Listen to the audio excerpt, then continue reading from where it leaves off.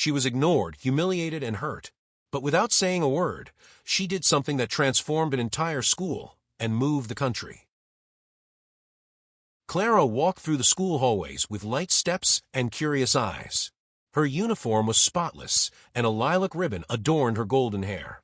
Each morning was a new chance to fit in, even though the memories of the previous days were still fresh. She felt the stares coming from backpacks and corners. Hidden smiles, muffled whispers, fingers pointing. Clara tried to ignore it, but the feeling of being an outsider was inevitable. Seated at her desk, hugging her pencil case delicately, she searched for a welcoming look. But every face seemed wrapped in a fog of distance and strangeness. The bell rang, the start of another day where she'd have to be stronger than she looked. Science class began, but Clara barely paid attention. A folded note landed on her desk. It wasn't requested. Inside was a cruel drawing mocking her, with harsh words written in crooked letters. She quietly stored it away, heart heavy. A group of students laughed quietly, eyes aimed at her. Silent mockery was like invisible thorns. Still, Clara held firm. She focused on the board, trying to absorb any untainted information. She had learned to smile with her eyes even when her soul was wilting. At recess, the kids ran free. Clara walked slowly, holding her simple snack, seeking a quiet corner. She picked the farthest bench near the trees. From there, she saw the others laugh, call each other by name. She merely watched, like an outsider in a film she wasn't cast in. A group passed by, making veiled jokes, as if her silence granted them cruelty. She pretended not to hear, but each word stuck. No helping hands, no kind glances. Only the bench, dry leaves, and a world that excluded her. Home greeted her with her mom's warm smile, snacks, and sweet questions. Clara responded with a small nod and faint smile, masking the day's weight. In her room, she stared out the window, holding the cruel note. She didn't know why she kept it. Perhaps it was a reminder that some things still needed change. That night, Clara lay down early, hugging her pillow like a secret. The world outside felt too big. She just wanted space to exist in peace. It was Friday, and Clara held a thread of hope. End of the week. But something felt off. Smiles were wider, looks more conspiratorial, and the silence heavier than usual. Entering the classroom, she noticed her chair was slightly wet. Only after sitting did she feel the moisture spreading through her skirt. Laughter erupted, muffled by hands and notebooks.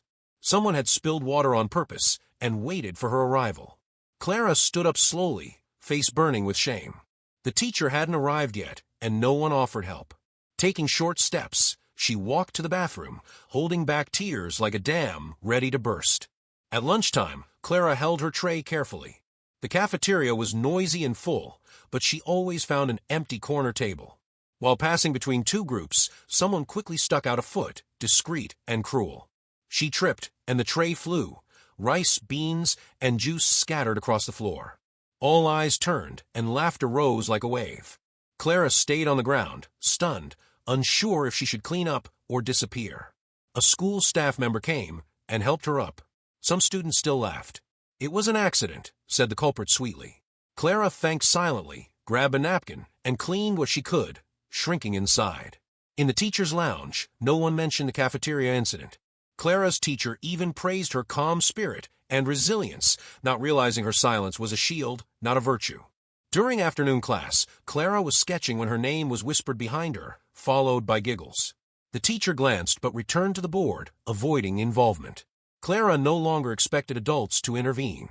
To everyone, she was the special student who didn't fully understand, so her reactions were dismissed.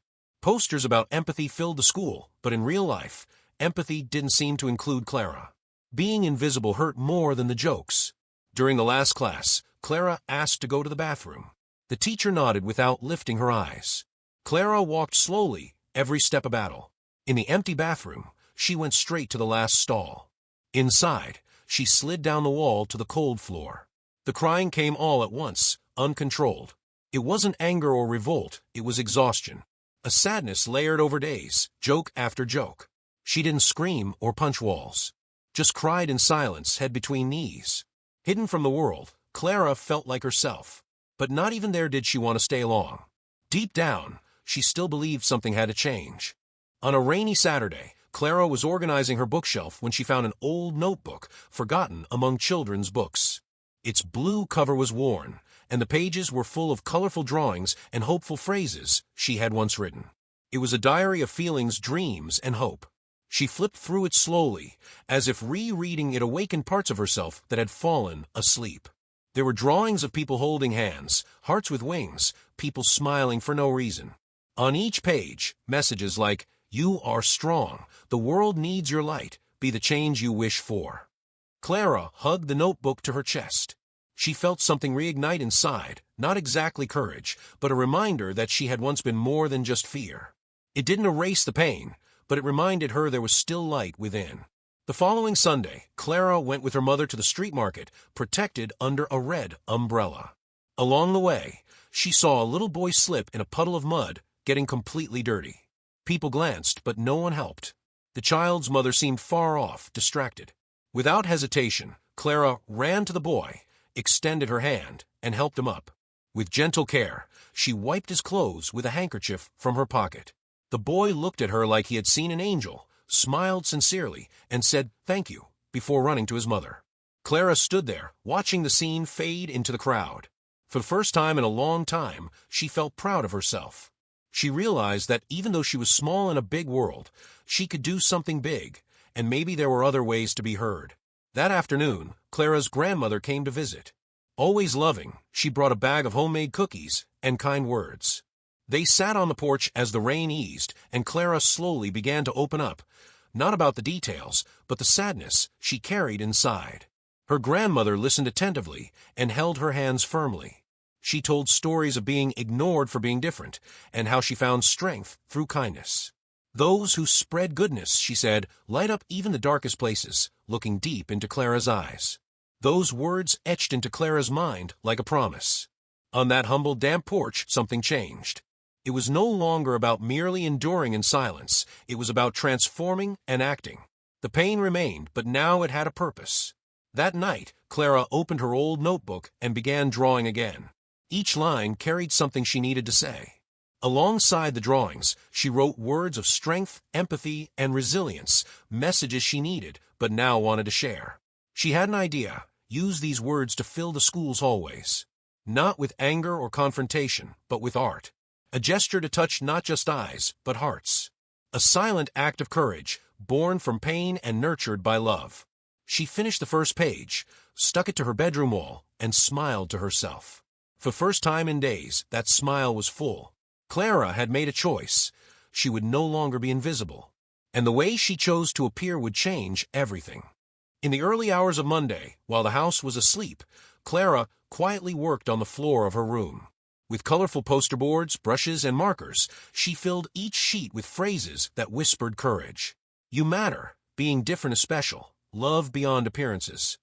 Each poster was an extension of what she longed to hear, and what others might need too.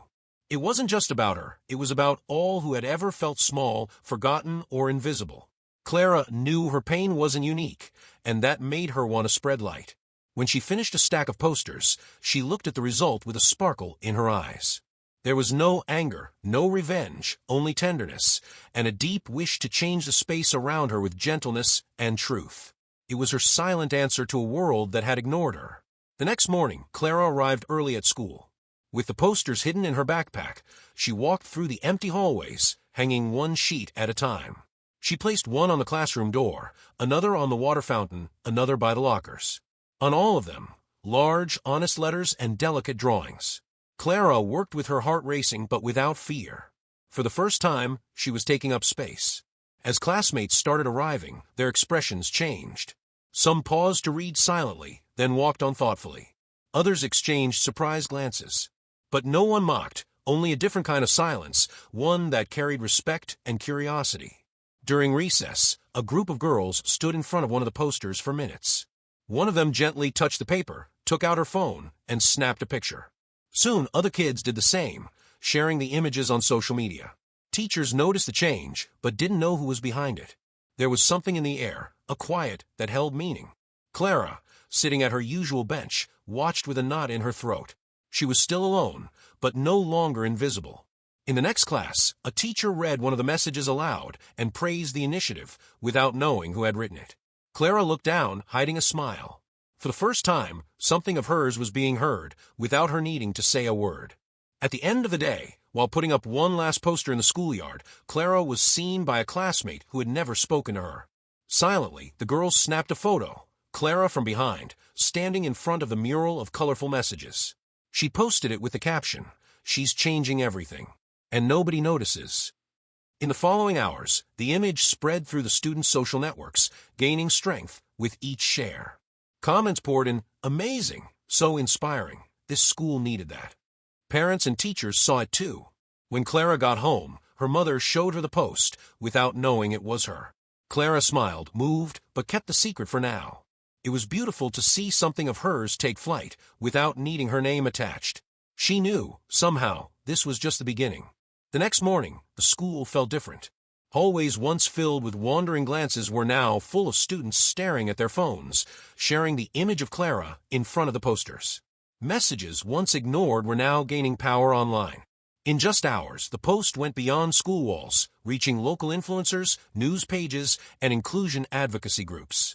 Emotional comments multiplied, many from people who had never heard of the school before. While all this unfolded, Clara stuck to her routine. She walked the same hallways, now lined with more posters, and noticed the gazes that once avoided her now filled with attention, curiosity, and even reverence. On the third day after the post went viral, a local TV crew showed up at the school gate. The principal, at first surprised, quickly arranged a formal welcome. The mood was tense, but full of anticipation. Students whispered, trying to guess who was behind it all. The reporters walked the hallways filming the posters, capturing the contrast between cold walls and colorful messages. The teachers were touched, and some even remarked on how the school's atmosphere had changed. Clara's name began surfacing in whispers and glances. When the crew finally asked to meet the author, Clara was called to the principal's office. She walked in with calm eyes, not seeking fame, but having found meaning. They filmed her gently, silently, just showing her drawings and pointing to the carefully written words. After the story aired on the news, the school received waves of support, messages, letters from other kids, and even visits from educators curious about what they called Clara's silent revolution. The classmates who once mocked or ignored her now walked past with different expressions, some with respect, others with remorse. The same walls that once echoed laughter at her expense now displayed words of empathy and change. Clara walked through the courtyard calmly, taking in the transformed environment. She wasn't seeking recognition, but felt something shifting inside. It was as if, finally, the space around her began to fit the shape of her heart. A few days later, the school organized an event in the auditorium with parents, students, and local leaders. Clara was invited to the stage, alone, before all the people who once ignored or misunderstood her. Her small and serene figure contrasted with the size of the crowd. She stepped up quietly, holding one of the original posters in her hands. She didn't speak. She simply held the message in front of her, letting everyone read in stillness. The silence that followed was total, as if each person finally understood something for the first time. There were no trophies, no medals, no speeches. Just Clara, whole, standing before a world that had finally stopped to listen. Her voice, made of colors, gestures, and compassion, was now impossible to ignore. In the weeks after the auditorium event, the school began to breathe differently. The hallways were decorated with permanent murals featuring messages of inclusion, created by students from every grade. Clara's words had become seeds for something much bigger, a school-wide empathy and listening program. The school administration created a weekly space where students could express their emotions through art, writing, or simply being heard. The project bore Clara's name, but it was kept alive by a collective effort she had inspired. Clara remained the same soft-spoken girl with gentle steps, but now there was a new aura around her. It wasn't popularity or fame, it was genuine recognition. People no longer saw just her condition, they saw her silent strength. Those who once mocked Clara began to approach with quiet gestures. They didn't seek direct forgiveness, but began changing through their actions. They avoided old jokes, helped shy classmates, and participated in school projects with real interest. Some even started creating their own posters, inspired by Clara's originals. It was as if, by witnessing the pain they had caused, they rediscovered their own sleeping humanity. The transformation wasn't instant, but it was real, built with shame, regret, and small daily acts. Clara, even without words, welcomed these changes with her gaze. There was no resentment in her posture, only a rare maturity that understood the value of every step toward the right direction. She knew that true change is born from a meeting with truth. Over time, Clara no longer sat alone. Other kids who once felt like outsiders began to gather around her. They were shy, different, forgotten students, now united by a shared kind of courage. Slowly, they formed a quiet but powerful group. They played during breaks, drew together, and exchanged gentle words full of respect and affection. It was a friendship with no rush, built on the ground of mutual acceptance. Each one carried scars, but in that space, they were not a source of shame. They were a source of unity. Clara smiled more often. Her steps down the hallway were lighter, and the eyes that once sought escape now explored possibilities. She was no longer a shadow. She had become a lighthouse for those who needed light. At the end-of-year ceremony, the school held a simple but meaningful tribute. Among awards and farewells, they reserved a special moment to honor the transforming courage of a student who had done more than any adult expected. Clara was called to the stage once more, now welcomed by genuine, long, emotional applause.